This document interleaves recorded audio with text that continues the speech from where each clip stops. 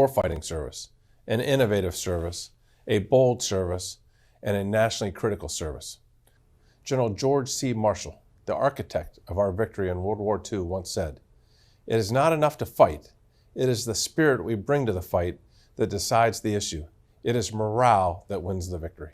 And your morale should be high. The nation and the world understand just how important access to and freedom to maneuver in space is to our country. Space underpins every instrument of national power, our economy, and our passion for science and exploration.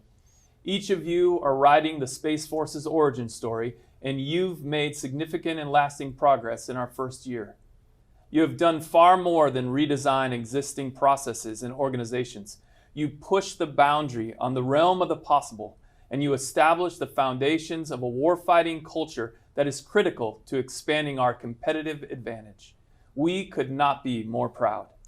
Commemorating our service's birthday provides us a chance to reflect on our history. On their birthdays, soldiers remember their roots dating back to the American Revolution. Sailors reflect on standing the watch from the Western Atlantic to the South China Sea.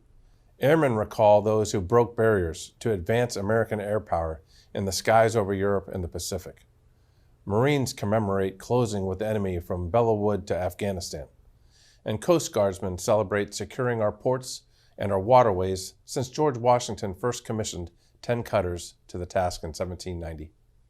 We are proud of our history and the many pioneers whose dedication set conditions for the advantages that we enjoy in space today, and whose vision drove us to accomplish so much more than we imagined. During the Cold War, space was a key component in the great power competition between the United States and the Soviet Union. We guarded against strategic surprise, underpinning deterrence with a robust missile warning network.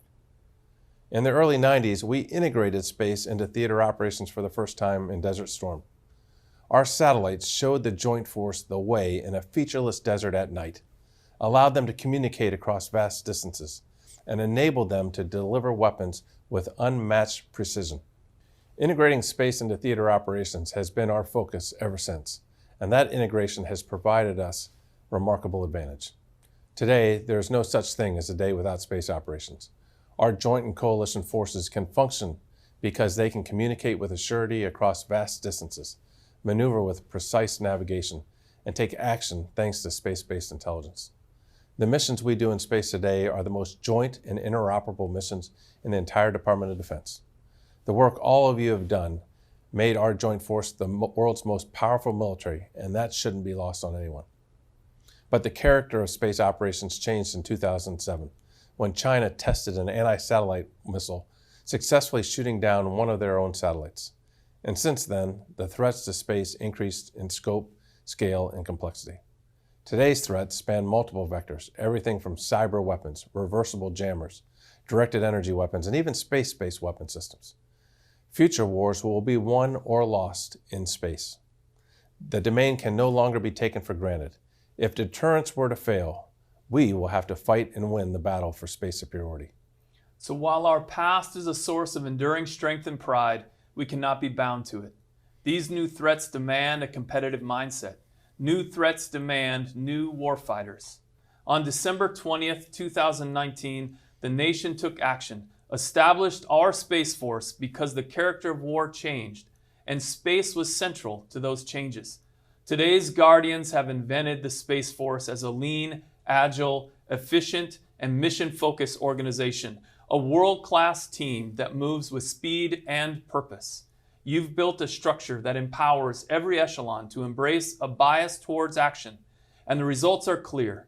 Our origin story was etched into history by your boldness, agility, and innovation. You boldly forged a new space power doctrine, orienting our military art and science to the demands of space as a warfighting domain. You pivoted to a warfighter's approach to domain awareness. You increased our ability to detect and respond to malign action in the domain. We forged partnerships with nations who value a stable, secure, and accessible space domain. This first year, you operated with agility, executing critical missions and taking care of your teammates during a global pandemic. You have made significant progress and should take the time to celebrate. Embrace the pride that follows success. As we celebrate, we thank the Guardians who are deployed and employed across the globe, delivering space power, manning the ultimate Overwatch position. Finally, our families form the core of our strength. They are our best kept secret. Moms, dads, sons and daughters, brothers, sisters, and especially spouses. They are force multipliers. With them, Guardians are resilient, reminded daily of why they serve. Despite the uncertainty that surrounds building a new service, your families have stood strong, remained committed to you and the nation. We celebrate them today and wish them all the best this holiday season. The Space Force exists today, 1 year old, because our nation recognizes the importance of the domain. Ceding our advantage in space increases the possibility of conflict. Parity undermines stability. So while we must celebrate, we cannot afford to slow down. The Space Force is thriving today, not because of who we are or what we have done, but because of what we must do. You are the guardians who will ensure the Space Force delivers on the awesome responsibility that our nation has bestowed upon us to compete, deter, and win in space. Soldiers, sailors, airmen, Marines, Coast Guardsmen, these are simple words, words that have been defined by the courage, commitment, sacrifice, and dedication to victory of those who wore those uniforms. It will be you, the guardians, who will give our name its meaning. It will be you who define what a guardian is through a dedication to victory and our touchstones, agility, innovation, and boldness. Happy first birthday, Guardians. Semper Supra.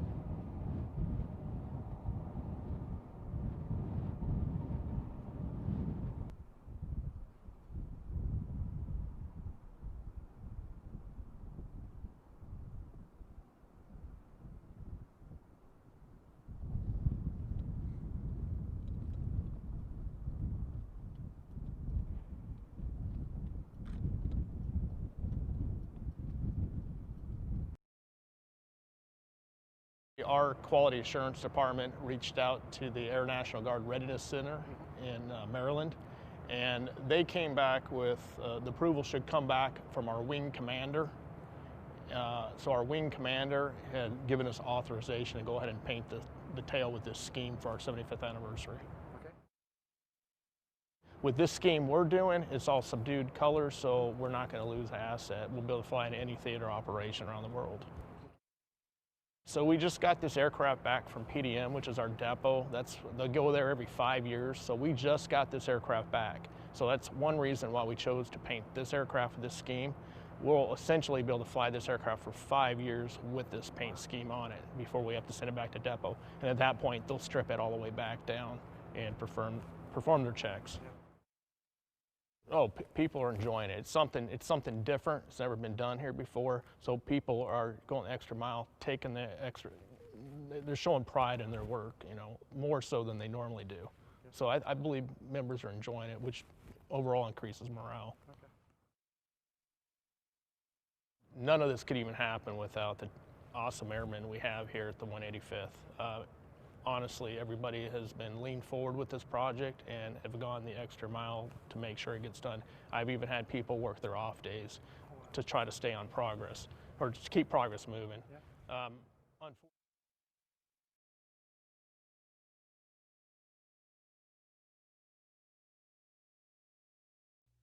To fallen soldiers, let us sing. When all rockets fly, no bullets wing. Our broken brothers, let us bring to the mansions of the Lord. No more weeping, no more fight, no prayers pleading through the night. Just divine embrace, eternal light in the mansions of the Lord. Where no mothers cry and no children weep, we will stand and guard the angels sing. All through the ages safely meet the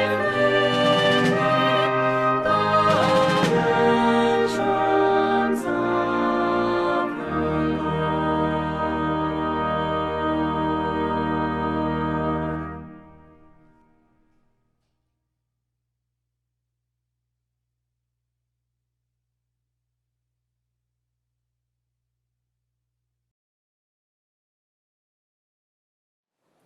Lieutenant Colonel Osborne, Sergeant Major Robertson, distinguished guests, and soldiers, good afternoon, and welcome to the Delta Battery Activation Ceremony. The assumption of command for Captain Jordan Green and the assumption of responsibility for Sergeant First Class Richardson. The host for today's ceremony is the commander of the 5th Battalion, 4th Air Defense Artillery Regiment, Lieutenant Colonel Abe Osborne. Ladies and gentlemen, please stand for the invocation given by the 5th Battalion, 4th Air Defense Artillery Regiment Chaplain, Captain Schnetz, and remain standing for the playing of the German and United States National Anthem.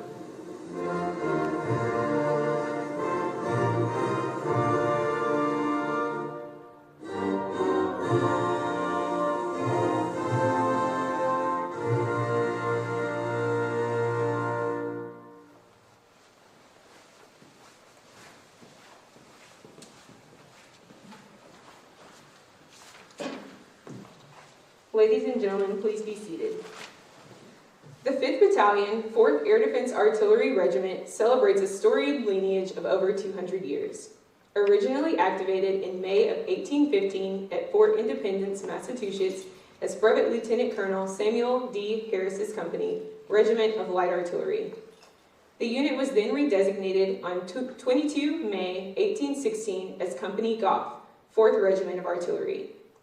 The unit was redesignated and inactivated multiple times between 1861 and 1971, in which the unit was inactivated at Fort Carson, Colorado, in relief from assignment to the 5th Infantry Division. The battalion was redesignated to its current name on 1 October 2005 and activated on shifting concern on 16 October 2018. Today we continue to build on the battalion's lineage and legacy by activating Delta Battery. The activation ceremony is an old Army tradition. It serves two purposes. First, it allows the commander the opportunity to assess the readiness and discipline of the unit. And secondly, with the uncasing of the unit guidon, it marks a definite point in time to commemorate the beginning or continuation of a unit's history and lineage by carrying on the finest tradition of the United States Army. At this time,